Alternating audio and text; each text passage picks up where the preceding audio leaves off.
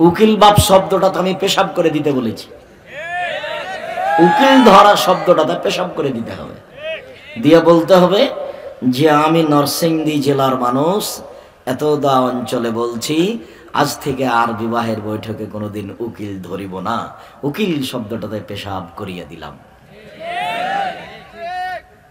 উকিল তোর বাপ, ওর বাপ ছাড়া তো বিবাহ হবে না। যত বিবাহ হচ্ছে কোর্ট কাছারিতে সব বাতিল, বাপ ছাড়া বিবাহ বাতিল, বিবাহ বাতিল, বিবাহ বাতিল। এই কথা আমি বলিনি, এই কথা মুহাম্মদ সাল্লাল্লাহু আলাইহি সাল্লাম বলেছেন।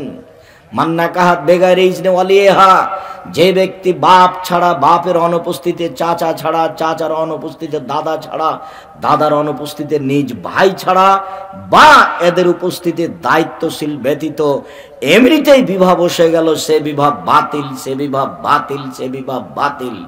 ওর মিলন জেনা, ওর মিলন জেনা। 7 ছেলের মা হলো জেনা, সবাই অবৈধ। কোর্টের বিবাহ বাতিল, তাকে আবার বিবাহ পড়াতে হবে। উকিল বাপও হারাম। উকিল কেন? উকিল বাপ কেন? তারপরে 3 বার বলার পরে এখন এই লোকগুলি যারা বাড়ির ভিতরে এসেছে, এরা এখন বর যেখানে বসে আছে সেখানে যায়, গিয়ে দাঁড়িয়ে থাকে। তখন বসে থাকা লোকগুলি বলে, আপনারা কে? আমরা এ বিবাহের উকিল। মেয়ে কবুল করেছে? জি করেছে। আপনারা শুনেছেন? জি শুনেছি। তখন বলে, তাহলে বসেন। মনে হচ্ছে এক পাগলামি কারবার, হিন্দুদের বিবাহ লেগেছে কলার গাছের চতুর্দিকে ঘুরে, ধর্ম পাগল হয়ে গেছে। নরসিংদী এরকম কিনা আমি জানি না, কোন বিবাহে উপস্থিত হয়েছে কিনা আমি জানি না। তবে চাঁপাইনবাবগঞ্জে এমন কোন বিবাহের এমন একটা নীতি নাই যেটা জায়েজ, সবই হারাম। বলছিলাম সম্মানিত দিনী ভাই বোন, আবুদুল্লাহ ওয়ালা তুশরিকু বিহি শাইআ, পৃথিবীর মানুষ তোমরা এক আল্লাহর ইবাদত করো, তার সাথে বিন্দুমাত্র শিরক করো না। বাংলাদেশের মাটি এমন মাটি যেখানে বিপদ সীমার উপর দিয়ে শিরক চলে। আল্লাহ ছাড়া কারো কাছে কিছু চাইলেই শিরক হয়, কবরের কাছে কিছু চাইলেই শিরক হয়, পীরের কাছে কিছু চাইলেই শিরক হয়, কবরে মানত মানলে শিরক হয়, দিবস পালন করলে শিরক হয়, সেটা যে দিবসই হোক না কেন। এই দেশের মাটিতে শিরক পরিপূর্ণ হয়ে আছে। যতবার রবীন্দ্রনাথ ঠাকুর বলেছে ও মা তোমার আকাশ, ততবার ঠাকুর বলছে ও কালিমা তোমার আকাশ। আমার ছেলের পবিত্র মুখখানে বলছে ও কালিমা তোমার আকাশ। রবীন্দ্রনাথ ঠাকুর 50 লাইনের কবিতা লিখেছিল, 25 লাইন চলছে। রবীন্দ্রনাথ ঠাকুরের চরিত্র পড়বে কে? বঙ্কিমচন্দ্রকে জানবে কে? সবাই পাগল, সবাই ইহুদি খ্রিস্টানদের নীতি নিয়ে ব্যস্ত। টাকায় যা টাকা পয়সা হয়েছে লন্ডন আমেরিকা ব্যাংকে রাখবে, যখন ওরা দেখবে টাকা বেশি হয়েছে তখন বলবে অ্যাকাউন্ট বন্ধ, এখন যাও।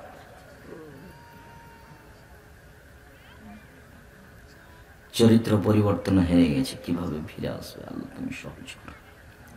অবিল ওয়ালিদাইনে ইহসানা, পৃথিবীর মানুষ তোমরা বাপ মায়ের সাথে ভালো আচরণ করো, আল্লাহর সাথে ভালো আচরণ করো, মানে শিরক করো না। বাপ মায়ের সাথে ভালো আচরণ করো। যেদিন মা চুমা খেতে পারে সেদিন মাকে শ্রদ্ধা করতে হবে, তার নাম শ্রদ্ধা নয়। যেদিন মা শতবার আব্বু খাও বলে আদর করে সেদিন মাকে সম্মান করতে হবে, সেদিন আসলে তার নাম সম্মান নয়।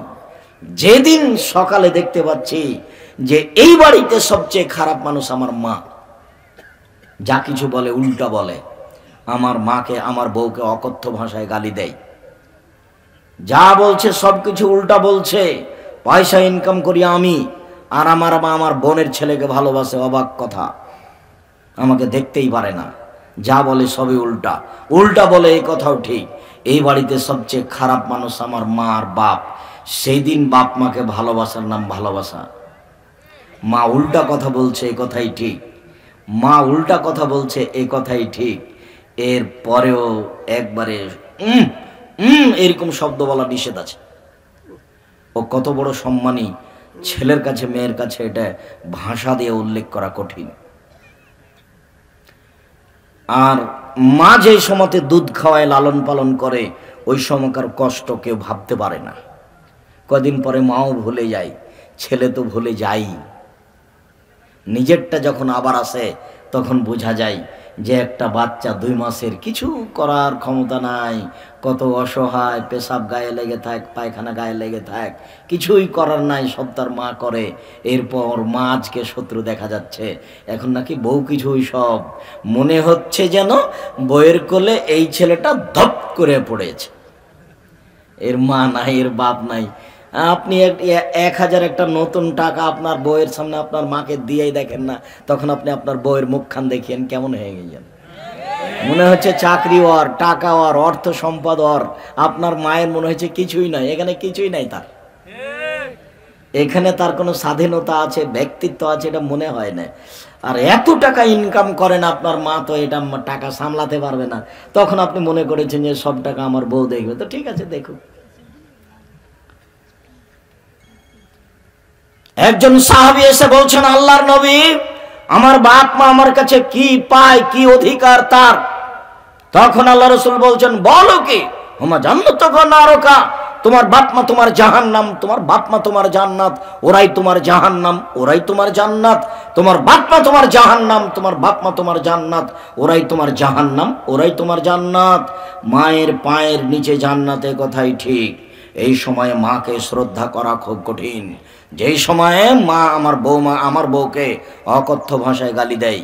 আমি সকাল 10টার সময় বলে গেছিলাম আমার বউকে, শোনো, আমার মা বিছানে পেশাব করে, তুমি কাপড় পরিষ্কার করে দিও। আমি বিকাল 4টায় এসে দেখছি আমার মা পেশাব করা ভিজা কাপড়ে আছে। আমি বললাম, তুমি আমার মায়ের কাপড় পরিষ্কার করনি কেন? তখন আমার বউ আমাকে উত্তরে বলছে, যাও তোমার মাকে তুমি দেখো। আমি ও ঘরে গেলে তোমার মা আমাকে অকথ্য ভাষায় গালি দেয়। আমার মায়ের বয়স 80 বছর, আমার মায়ের বিবেচনা নেই, আমার মা আমার বউকে গালি দিচ্ছে, এ কথাই ঠিক। এখন বোনেরা তো নেই, সব শ্বশুর বাড়ি চলে গেছে, ওরা তো এসে এখানে কাজ করতে পারবে না, ওদের সংসার আছে। শুনুন, সব উল্টে গেছে, বউ উল্টে গেছে, ছেলে মেয়ে উল্টে গেছে, সবাই বাড়িতে উল্টে গেছে। কেউ আপনার মায়ের পক্ষে নয়, আপনিও আপনার মায়ের পক্ষে নন। কেননা এই বাড়িতে সবচেয়ে বড় শত্রু আমার মা। এরপরেও গোসল করাবেন আপনি, কাঁধে করে মেডিকেলে নিয়ে যাবেন আপনি, কাঁধে করে মেডিকেল থেকে নিয়ে আসবেন আপনি, কাপড় পরিয়ে দেবেন আপনি, কাপড় গোসল করে দেবেন আপনি, মেডিকেলে নিয়ে যাবেন আপনি, যত প্রয়োজন আছে আপনার মায়ের সবকিছু আপনি করবেন। এমন কোনো আপনার মায়ের কর্ম নাই যেটা আপনাকে করতে হবে না বা আপনার লজ্জার কারণ আছে, এমন কিছু নেই। একদিন আপনি ছিলেন আপনার মায়ের কোলে, এখন আপনার মা আপনার কোলে। এখনো শিশুর চেয়েও বেহিসাব, শিশুর যে হিসাব থাকে তার নেই। বলে সব উল্টা কথা। উল্টা কথাকে হিসাব করলে আপনি বাপ মাকে মূল্যায়ন করতে পারবেন না। আর ছোট বাচ্চাকে আদর করা যায়, পেশাব পায়খানা সাফ করা যায় সহজে, কিন্তু 90 বছরের মানুষ যদি পেশাব পায়খানা করে তখন সহজে তা সাফ করা যায় না। এত কঠিন অবস্থা যেন কারো উপরে না আসে, যার কারণে রাসূল সাল্লাল্লাহু আলাইহি ওয়াসাল্লাম বলেছেন যে তোমরা এই দোয়াটা পড়িও, আউযু বিকা মিন আরযালিল উমর। হে আল্লাহ, তোমার কাছে ওইরকম বয়স চাই না যে বয়সে অথর্ব হয়ে বিছানায় পড়ে থাকবো, বউ দেখতে পারবে না, ছেলে দেখবে না। আল্লাহ বলেন, এই কথা আল্লাহর নবী বলেন, অবিদিল কুরবা, পৃথিবীর মানুষ নিকট আত্মীয়র সাথে ভালো আচরণ করো। পৃথিবীতে সবচেয়ে নিকট আত্মীয় কে জানেন? ভাই। যদিও চাঁপাইনবাবগঞ্জের ভাষাতে একটা কথা আছে, ভাই ভাই ঠাই ঠাই, সবাই পৃথক। 3 ভাই একই মায়ের পেটে জন্ম নিয়েছে, একসাথে খাচ্ছিলাম থাকছিলাম। আমার মা কত আমাকে আদর করে আমাদের 3 ভাইকে বসিয়ে খাওয়ালো একসাথে। আমার মা কত মাথায় হাত দিয়ে আদর করে লালন পালন করে একসাথে খাওয়ালো। এখন দেখি আমি বিবাহ করেছি, আমি উপার্জন করি, আমার মতো খাই। আমার ভাই বিবাহ করেছে, ও উপার্জন করে তার মতো খাই। আর একজন ভাই বিবাহ করেছে, উপার্জন করে তার মতো খাই। এখন নাকি কেউ কারো নয়। জমি জায়গার ভাগ নিয়ে এমন মারামারি লেগে গেল, কোর্ট কাচারি হলো। আমাদের গ্রামে ভাই ভাই গন্ডগোল লেগে ঢেঁকি কেটে ভাগ করে নিয়েছিল। ঢেঁকি কেটে ভাগ করে নিয়ে কি হবে? আপনাকে এখানে একটা কথা বলে যাচ্ছে, আপনাকেই বলছে, এই ছেলে, তোমাকে বলছি, তুমি তোমার মাকে বলে দিও, তোমার মা আর তোমার চাচি, তোমার চাচি বড়, তোমার মা ছোট। গন্ডগোল কিন্তু তোমার চাচির কারণে হয়েছে। তোমার চাচি বড়, এই বাড়ির বড় বউ, তোমার মা ছোট। গন্ডগোল তোমার চাচির কারণে হয়েছে। তোমার মাকে হাত ধরে ক্ষমা নিতে হবে, পরিস্থিতি কন্ট্রোল করতে হবে তোমার মাকেই। তোমার মাই ছোট, এই আচরণ তোমার মাকেই দেখাতে হবে। আপনারা দুই ভাই গন্ডগোল হয়েছে, আপনার বড় ভাইয়ের কারণে ঘটেছে এসব গন্ডগোল, হইচই জমি জায়গা ভাগ নিয়ে। আপনাকে হাত ধরে ক্ষমা নিতে হবে, আপনি লাভ দিয়ে উঠিয়েন না, হ্যাঁ ওই গন্ডগোল বাঁধিয়েছে আমি হাত ধরতে যাব কেন। আল্লাহ রাসূল বলছেন যে ছোটকেই সম্মান করতে হবে, বড়কে, তার নাম শরীয়ত, তার নাম সদাচরণ। সদাচরণ ভাই ভাই, এ হলো নিকট আত্মীয়। পৃথিবীর মানুষ সবাই জল করবা, তোমরা নিকট আত্মীয়র সাথে সদাচরণ করো, মানে ভাইয়ের সাথে সদাচরণ করো, জায়ের সাথে সদাচরণ করো। জায়ের সাথে যা ভালোভাবে চলবে, একটুতে গন্ডগোল করতে পাবে না। জায়ের ছেলে আর এক জায়ের ছেলেকে মেরে দিয়েছে,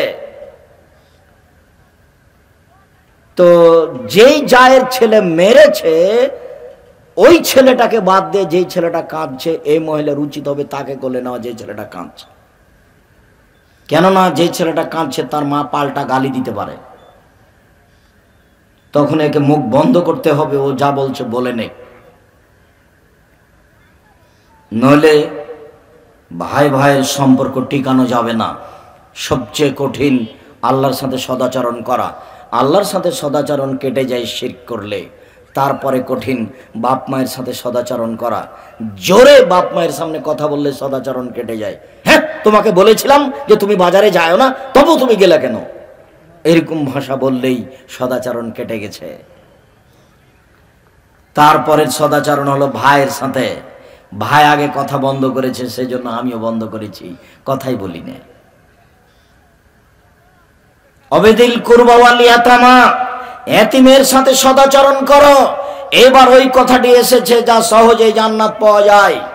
আবু মুসা আশআরী রাদিয়াল্লাহু তাআলা আনহু বলেন, রাসূল সাল্লাল্লাহু আলাইহি সাল্লাম বলেছেন, কাফিরুল ইয়াতিম আনা ওয়া কাফিরুল ইয়াতিম হাকাদা ফিল জান্নাহ। আমি মুহাম্মদ সাল্লাল্লাহু আলাইহি সাল্লাম এবং যে ইয়াতিমের লালন পালন করে সে জান্নাতে এইভাবে থাকবো। তখন তর্জনীয় মধ্যমা, এই মেয়ে কথা বলছো নাকি তুমি? তোর মাথায় কাপড় নেই কেন? তুমি ফ্যাশন বোরকা পরে আছো কেন? ফ্যাশন বোরকা পরেছো কেন? গায়ে আঁটো সাঁটো বোরকা পরেছো কেন? তোমাকে কতদিন বলেছি, তুমি লজ্জাবোধ করো না কেন? তুমি ইতস্তবোধ করো না কেন? তোমার শরম হয় না কেন? আঁটো সাঁটো বোরকা পরে তুমি কি দেখাতে চাচ্ছ? উপস্থিত বৈঠকের দিনী মুসলিম বোন, আপনাকে আমি এভাবে বলে কষ্ট দিতে চাইনি। শুনুন, আপনাকে আমি বলেছি যে আপনি সালোয়ার কামিজ মেক্সি চাদর পরেন, এটা আমার পরামর্শ। তারপরে বলেছি যদি শাড়ি পরেন তাহলে 2 ছাড়ের ব্লাউজ করতে হবে, যার হাত হবে কবজি পর্যন্ত, নিচের দিক কোমরের নিচে চলে যাবে। আর শাড়ি পরে বাড়ির বাইরে গেলে পা মোজা পরতে হবে। কেন? পা মোজা না পরে শাড়ি পরে যদি রিক্সাতে উঠে তাহলে হাঁটু পর্যন্ত পা দেখা যাবে। অতএব সালোয়ার কামিজ মেক্সি চাদর পরতে হবে, এটাই ঠিক। আপনাকে আমি এটাই পরতে বলছি। বোরকা পরেন, যে বোরকা পরেছেন সেটা ভালো আছে, তবে আঁটো সাঁটো কেন, ঢিলা ঢালা বোরকা পরেন। আর আপনি, এই ছেলে, বাইরে মানুষ হাসছে তুমি দেখতে পাও না? এটা রাস্তা নাকি? আজকে আমি কন্ট্রোল করব পরিবেশ। দাওয়াত দিয়ে নিয়ে এসেছো তোমরা, জনগণ তোমরা করো। ওইখানে একজন দাঁড়াতে বলো, মধ্যে একজন ওইখানে দাঁড়াতে বলো। ওর বিবেচনা আছে, হ্যাঁ হ্যাঁ করে হাসছে। আমি এখানে কথা বলছি, হাসে কোন লজ্জায়? ওর হিসাব নিকাশ আছে, ও কি বক্তব্য শুনতে এসেছে? ও আড্ডা পিটতে এসেছে, আড্ডা পিটতে বেড়াচ্ছে। ওর কোন লজ্জায় আমি কথা বলছি ওখানে এই করে হাসে? একটু লজ্জা হয় না তোমার? একটু শরম হয় না তোমার? একটু হায়া হয় না তোমার? একটু ইতস্তবোধ হয় না তোমার? তোমার এখানে বক্তব্য দিতে হবে। আমি আব্দুর রাজ্জাক, আমার এখানে ঠেকা বেঁধেছে? তুমি দোকানে বসে আছো কেন? এখন তোমাকে চা খেতে হবে, কে বলেছে? বসে গল্প করছো কেন? আমি আব্দুর রাজ্জাক বিন ইউসুফ বলছি, আল্লাহে আল্লাহর কসম, আল্লাহে আল্লাহর কসম, আল্লাহে আল্লাহর কসম, 33 বছরের মধ্যে 31 বছরের মধ্যে আমি কোনোদিন অপ্রয়োজনীয় বাক্য বলিনি। 90 সাল থেকে বক্তব্য দিচ্ছি, কোনোদিন অপ্রয়োজনীয় বাক্য বলিনি, কোনোদিন কেসা কাহিনী বলিনি। কোনোদিন কোনো মানুষের বিরুদ্ধে কথা বলিনি। এই 90 সাল থেকে না আজ পর্যন্ত কোনোদিন মানুষের কাছে পথ খরচ পাথেও চায়নি। তুমি বিরুদ্ধে বলে কি হবে? তুমি কি করতে পারো? তুমি কি জানো? তুমি কি বুঝো? দীর্ঘ 90 সাল থেকে না আজ পর্যন্ত 31, 32, 33 বছরে আমি কোনোদিন আমার একটা পদক্ষেপ আমার স্বার্থে কোনোদিন ফেলিনি। আপনার কাছে আমি পথ খরচ চেয়েছি, এটা যদি প্রমাণ হয়ে যায় আমার জীবনে আমি কোনোদিন বক্তব্য দেব না। দীর্ঘ 15-20 বছর থেকে এই যে শরীফ ভাই আমার সাথে আছেন নিয়েছেন, তারা আমাদেরকে দিন রাত আমাকে বিদায় করে। আপনি দেখেন আমার কোনো সময় মুখটা বিবর্ণ হয়েছে টাকা দেওয়ার সময়তে, এটা প্রমাণ হয়ে গেলে আমি আমার বক্তব্য দেব না। দীর্ঘ এই 33 বছরে যদি আমার কেউ পরিচয় আদায় করে থেকেছে তাহলে আমি বক্তব্য দেব না। আমাকে যদি চাপ দিয়ে বলেছে যে আপনি কি পড়াশোনা করেছেন একটু পরিচয়টা বলেন না, লিখবো, তখন আমি বলেছি আমার নাম আব্দুর রাজ্জাক আর আমার বাপের নাম ইউসুফ, বাপ বেটা মিলে আব্দুর রাজ্জাক বিন ইউসুফ। এর চেয়ে বেশি আমি কোনোদিন বলিনি। বলুক যে আব্দুর রাজ্জাক যে বেশি বলেছে, প্রমাণ করেন দেখি। আমি আপনার জন্য এসেছি, আপনার আমি কিছু না কিছু উপকার করবই করবো ইনশাআল্লাহ। আর এই ছেলে তোমাকে বলছি, তোমার বাপকে বলছি, তোমার মা এখানে ফ্যাশন বোরকা পরে বসে আছে, তোমার বাপের আত্মমর্যাদা নেই। এই জন্য তোমার বাপ একটা কাপুরুষ মানুষ। তোমার বাপকে আমি অপমান করতে আসিনি, এটা আমার প্রয়োজন নেই। তবে তোমার বাপ দায়ী সে তাহাজ্জুদ পড়ে জাহান্নামে চলে যাবে, এটা আমি চাই না। আমি অনুরোধ জানিয়েছি, চোখ যেভাবে ঘুরে বউ সেভাবে চলে তার নাম ক্ষমতা। চোখ যেভাবে ঘুরে বউ সেভাবে চলে তার নাম ক্ষমতা। পুরুষে বসবাস করতে হবে, মহিলা আমার অধীনে থাকে। কেন ফ্যাশন বোরকা পরে এসেছে? আসবে কেন? কোন সাহসে আসে? কেন তাকে বাজার করতে যাওয়া লাগে? 5 দোনার বাজারে তাকে যেতে হবে কেন? স্বামী কি মরে গেছে? বেটা কি মরে গেছে? ভাইয়েরা কি মরে গেছে?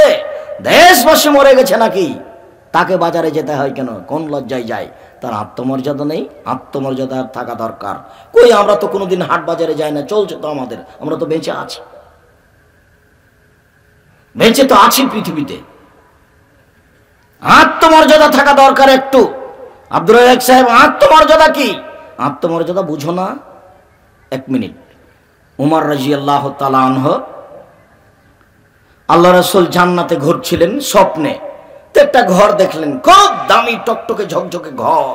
তখন ভাবছেন সুবহানাল্লাহ, ঘরের বাহির যদি এত সুন্দর হয়, ভিতরেই বা কত সুন্দর। ঘরটা যে কার? দেখে একজন বৃদ্ধা মহিলা পাশে, এই মহিলা বলতে পারে ঘরটা কার? তখন মহিলা বলছে, জি এই ঘর উমারের।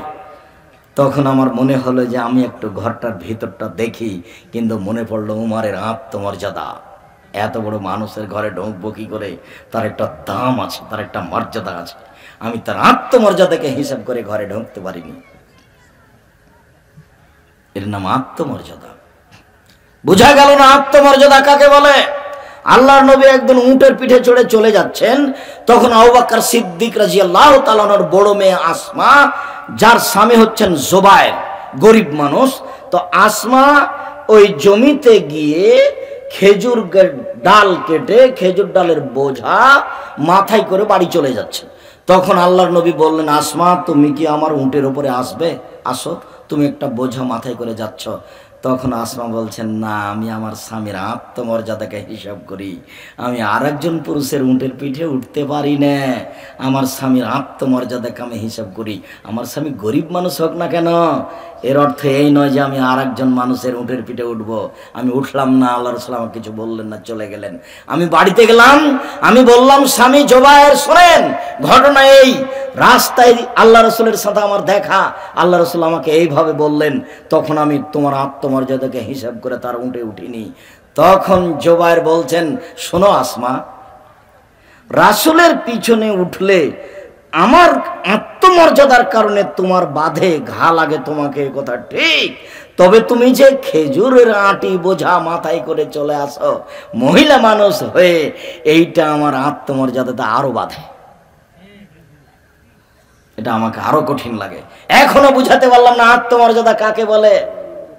ওয়াইল রাদিয়াল্লাহু তাআলা আনহু বলছেন, আল্লাহর নবী, আমি যদি কোনো পুরুষ মানুষকে আমার স্ত্রীর সাথে অশ্লীল কাজ করতে দেখি তো কি করব? তখন আল্লাহ রাসূল বলছেন 4টা সাক্ষী খুঁজবা।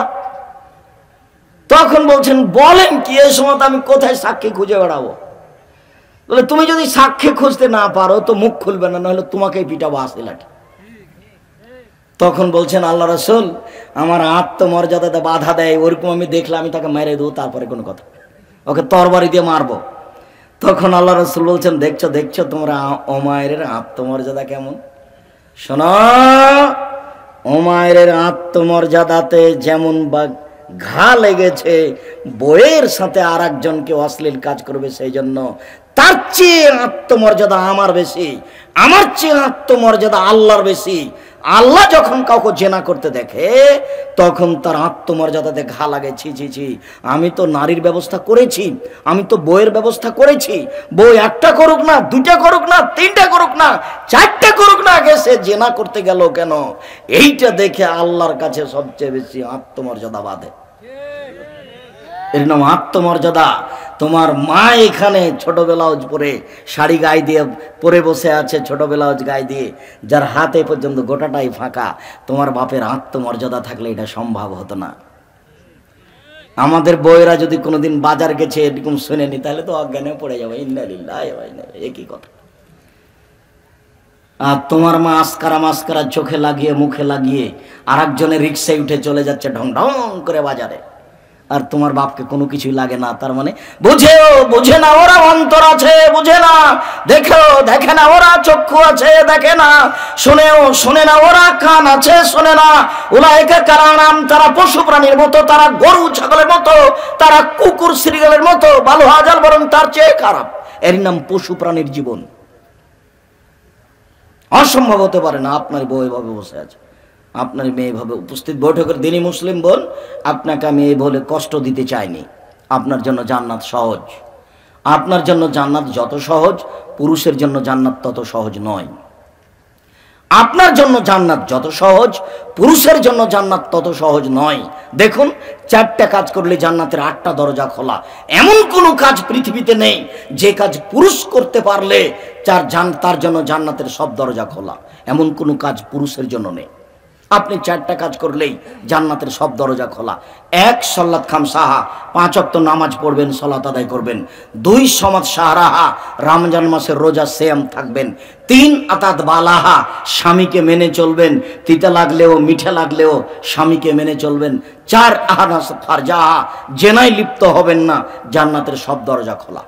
জান, আমি এ কথা বলিনি, এ কথা মুহাম্মদ সাল্লাল্লাহু আলাইহি সাল্লাম বলেছেন। আব্দুর রাজ্জাক সাহেব, লজ্জার কথা আপনাকে আমি বলতে পারি না, আমার জেনা ঘটে গেছে, এখন কি করা যায়? যদি জেনা ঘটে গিয়ে থাকে আর কোনোদিন জেনা করবেন না, তওবা করেন। এই পথ যদি আপনি বন্ধ করতে পারেন তাহলে আল্লাহ বলেছেন অনাহা নাফসা আনিল হাওয়া ফাইনাল জান্নাতু হিয়াল মাওয়া। পৃথিবীর মানুষ শুনে রেখো, আল্লাহ ঘোষণা দিয়ে বলছেন তোমরা যদি অশ্লীল কাজকে বন্ধ করতে পারো আমি আল্লাহ তোমাদেরকে জান্নাতুল মাওয়া দিয়ে দিলাম।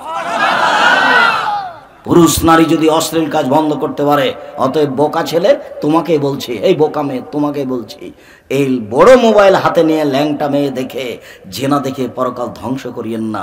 এইভাবে আপনার ওই মনের অনুসরণ করিয়েন না, নইলে জাহান্নাম নিকটে আছে। আপনি এই পথ বন্ধ করেন, জান্নাত হবে ইনশাআল্লাহ। উপস্থিত বৈঠকের মুসলিম বোন, আপনাকেই বলছি, শুনুন, জেনার জন্য দুশ্চিন্তা করবেন না, তওবা করেন। আর কোনোদিন এই কাজে হাত দিবেন না, পা লাগাবেন না, পা বাড়াবেন না। জান্নাতের সব দরজা খোলা, জান্নাতুল মাওয়া খোলা। আল্লাহকে কিছু বলেন, আল্লাহ শোনার জন্য প্রতীক্ষমান আছেন। আব্দুর রাজ্জাক সাহেব 4 নাম্বার গেল, কিন্তু আমার স্বামীর মুখ খুব খারাপ, সর্বদা আমাকে গালি দেয়। আব্দুর রাজ্জাক সাহেব, আমার স্বামীর হাত খুব খারাপ, যখন তখন মারে, দুঃখিত। আপনাকে আমি দিনী বোন হিসাবে পরামর্শ দিচ্ছি, স্বামী যতই খারাপ হোক, যতই গালি দেখ, আপনি একটু ধৈর্যের পরিচয় দেন, ভালো হবে। প্রতিবাদ করিয়েন না, ধরে নেন আমার স্বামীর আচরণ এটাই, ভালো হবে। এই সংসার বাদ দিয়ে আর কোথায় যাবেন সে যদি এর চেয়ে খারাপ হয়? আর একটা কথা হলো এই যে আপনি 8 দিন 10 দিন 15 দিন কথা বন্ধ রেখেছেন, কথাই বলছেন না। খালেদা 1 গ্লাস পানি দাও, আপনি গ্লাসটা সামনে দিয়ে থেকস করে রেখে চলে যাচ্ছেন। তো এ তো ফলাফল হবে না, তাহাজ্জুদ পড়েও হবে না, হজও হবে না, কিছুই কবুল হবে না, বিনিময় হবে জাহান্নাম। তাহলে এইটা কি হলো? সম্মানিত দিনী বোন, আপনাকে বলছি ঝুলন্ত অবস্থায় সংসার করিয়েন না। যদি মনে করেন যে এর সাথে হবেই না, তাহলে খোলা তালাক করে নেন, বাড়িতে বাপের বাড়িতে থাকেন, ভাইয়ের কাছে থাকেন। এভাবে ঝুলন্ত অবস্থায় থাকিয়েন না, অযথা জাহান্নামের পথ খুলে রাখিয়েন না। তারপরে আমি বলছি যে আপনার স্বামী যতই খারাপ হোক, সংসার করে ফেলেছেন, বাচ্চা কাচ্চা হয়ে গেছে, সব ফেলে দিয়ে ধৈর্যের পরিচয় দিয়ে তার সাথে চলার চেষ্টা করেন, তার কথা শোনার চেষ্টা করেন। আর আপনাকে বলছি, বউয়ের উপরে মুখ খারাপ করে কথা বলবেন না, বউকে কোনো সময় গালি দিবেন না, বউকে কোনো সময় নিন্দা করবেন না। ও হচ্ছে আনন্দ তৃপ্তির বস্তু। যেখানে আনন্দ আছে, যেখানে তৃপ্তি আছে, যেখানে ভালোবাসা আছে, স্বর্ণ দিয়ে ঘর বানালে অত শান্তি হবে না। বউয়ের কাছে যত শান্তি তৃপ্তি আছে, মখমল দিয়ে বিছানা সাজালে অত শান্তি হবে না। বউয়ের কাছে যত শান্তি তৃপ্তি আছে, এ কথা আমি বলিনি, এ কথা আল্লাহ তাআলা বলেছেন। যেখানে আছে শান্তি, যেখানে আছে তৃপ্তি, যেখানে আছে ভালোবাসা, সেখানে আপনি গালি দিবেন কেন, মারবেন কেন, কটু কথা বলবেন কেন? একবার যদি বলেন তোমার ঠোঁটটা মোটা, 10 বছর আপনাকে ভালোবাসতে পারবে না। একবার যদি বলেন রংটা কালো, তাহলে 10 বছর আপনাকে ভালোবাসতে পারবে না। আপনি দিন রাত প্রশংসা করেন, ও খালি প্রশংসা প্রিয়। বেশি প্রশংসা করলে সারা রাত পাটি বেঁধে। আপনার বোকামির কারণে আপনার কাছে ও সেবা করতে পারে না। নাম ধরে কাজ করবেন, কাজ করতে বলবেন, খালেদা জুতাটা নিয়ে আসা, তো নিজে খুঁজবেন না। যদি নিজে খুঁজেন তাহলে মনে মনে ভাববে আমার উপরে রাগ করেছে, সেই জন্য তো আমাকে বলে না। খালেদা জামাটা কোথায়, কলমটা কোথায়, নিয়ে আসো তো। এইভাবে আদেশ করবেন। আল্লাহ রাসূল বলছেন, আয়েশা জি না বলেন খুমরা মিনাল মসজিদ, মসজিদ থেকে জায়নামাজটা নিয়ে আসো। তখন আয়েশা বলছেন, আমি তো ঋতুবতী, মসজিদে যাব মানে?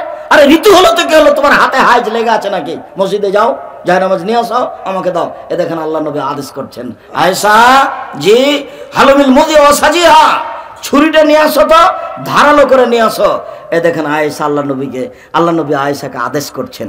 বউয়ের নাম ধরে কাজ করতে বলবেন, বউ 10 ছেলের মা হলেও। নইলে বড় ছেলের নাম দিয়ে বলবেন, আমাদের মা শোনো এদিকে। পরস্পর ডাকবেন, তাহলে ভালোবাসা বাড়বে। কতদিন থেকে কথা বলা বন্ধ আছে, আল্লাহ মাফ করো। আজকে যেন সকাল না হয় কথা না বলে দুইজনের মাঝে। শয়তান সুযোগ পেয়েছে, শয়তান বোকা বানিয়েছে, শয়তান সুযোগ পেয়েছে, শয়তান দুইজনকে বোকা বানিয়েছে। খুব সাবধান। বলছিলাম উপস্থিত বৈঠকের দিনই মুসলিম বোন, আপনাকে বলছি আপনি সতর্ক থাকুন। জান্নাতের সব দরজা খোলা, আপনি 4টা কাজ করতে পারলে, যদি আপনার বিষয়টি জাহান্নামের ব্যাপারও খুব কঠিন। ঠিক ওইরকমই জাহান্নাম। আল্লাহ রাসূল বলছেন 3 শ্রেণীর মানুষ জাহান্নামে যাবে, তার মধ্যে আপনি আছেন। 3 শ্রেণীর মানুষ জাহান্নামে যাবেই। 1 মধুমিনুল খামর, নিয়মিত বিড়ি তামাক জর্দা সিগারেট গুল নেশাদার দ্রব্য খায় পান করে যে, সে জাহান্নামে যাবে। 2 ও রাজলাতু মিনান নিসায়ে, পুরুষের বেশধারী নারী, যারা পুরুষের জুতা স্যান্ডেল পরে, যারা পুরুষের শার্ট প্যান্ট পরে, যারা পুরুষের পোশাক পরে, ওরা জাহান্নামে যাবেই। 3 যে বাড়িতে বেহাইয়ের সুযোগ দিয়েছে, যার স্ত্রী ফ্যাশন বোরকা পরে রাস্তাঘাটে যায়, যার মেয়ে নগ্ন পোশাকে স্কুল কলেজে যায়, এ দায়ুস তাহাজ্জুদ পড়লে লাভ হবে না। যদি 3 চিল্লায় লন্ডন চলে যায় তবুও হবে না। এদিকে ঘোষণা হয়ে গেছে জাহান্নাম।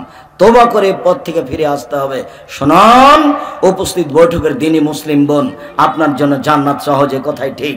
এরপরে আল্লাহ রাসূল বলছেন, পৃথিবীর মানুষ শুনে রেখো, 2 শ্রেণীর মানুষ আছে, ওরা জাহান্নামে যাবে, আমি তাদের দেখিনি। পৃথিবীর মানুষ শুনে রেখো, 2 শ্রেণীর মানুষ আছে, ওরা জাহান্নামে যাবে, আমি তাদের দেখিনি। এ বাচ্চা, কোন বাচ্চা আপনার পাশ থেকে উঠলে আপনি তাকে ঠেকানোর চেষ্টা করবেন। 2 শ্রেণীর মানুষ জাহান্নামে যাবে, আমি তাদের দেখিনি। 1 কওমুন মাহুম সায়াতুন, 1 শ্রেণীর মানুষ, তাদের হাতে থাকবে লাঠি, কাজনাবিল বাকারে, গাভীর লেজের মতো। গাভীর লেজের মতো মানে একদিক মোটা একদিক চিকন, এজরবে বিহান নাসরা, মানুষকে মারে। এরা যাবে জাহান্নামে। এরকম লাঠি থাকে প্রশাসনের হাতে, এরকম লাঠি থাকে যারা কলেজ বিশ্ববিদ্যালয়ে পড়ে তাদের হাতে, এরকম লাঠি থাকে যারা নির্বাচন করে তাদের হাতে। তাদের হাতে থাকবে লাঠি, গাভীর লেজের মতো, একদিক মোটা একদিক চিকন। এরা জাহান্নামে যাবে। 2 নিসাউন মহিলা কাসিয়াতুন কাপড় পরে থাকে, আর ইয়াতুন উলঙ্গ। মহিলাতুন এরা পুরুষকে নিজের দিকে আকৃষ্ট করে, মাইলাতুন এরা নিজেরা আকৃষ্ট হয়। লায়াত ঘুরল জান্না, এরা জান্নাতে যাবে না। জান্নাতে তো যাবে না, যাবেই না। জান্নাতে তো যাবে না, যাবেই না। ওলা ইয়াজিদনা রিহাহা, জান্নাতের গন্ধ পাবে না। ফাইনাল রিহালা তুজাদু মিন মাসরিতে কাযা ওয়া কাযা, যে জান্নাতের গন্ধ 1 বছরের দূরত্ব পথ থেকে পাওয়া যায়। তারপরে এই মহিলা জান্নাতের গন্ধ পাবে না। কেন? এর গায়ে আছে নগ্ন পোশাক। রাস্তাঘাটে দিন রাত দেখছেন, মাথায় কাপড় দেওয়া তার কাছে সভ্যতা নয়। মাথায় কাপড় দিলেই তার মান সম্মান কমে যাবে, চুল ঢাকলেই তার মান সম্মান কমে যাবে, শরীরের অঙ্গ প্রত্যঙ্গ ঢাকলেই তার মান সম্মান কমে যাবে। এটাই বুঝলো। এটাই হচ্ছে ইহুদি খ্রিস্টানদের নীতি। ওরা যুদ্ধ করে মুসলিমকে কোনোদিন পরাজয় করতে পারেনি, তাই বুদ্ধির যুদ্ধ শুরু করেছে। গার্মেন্টস তৈরি করে ওদের মাঠে নামিয়েছে, স্কুল কলেজ তৈরি করে ইংরেজের নীতিতে, রবার্ট ক্লাইভের নীতিতে স্কুল কলেজ তৈরি করে তাদেরকে মাঠে নামিয়েছে। এই হাই স্কুল প্রাইমারি রবার্ট ক্লাইভের হিসেবে এটাই এনজিও, এদেরকে মাঠে নামিয়েছে। নগ্নতা এদের কাছে পছন্দ হয়েছে, তাই এই পোশাকে তারা স্কুল কলেজ যাচ্ছে। নিজেরা তো জাহান্নামে চলে গেছে, বাপ মাকে লাইন লাগিয়েছে।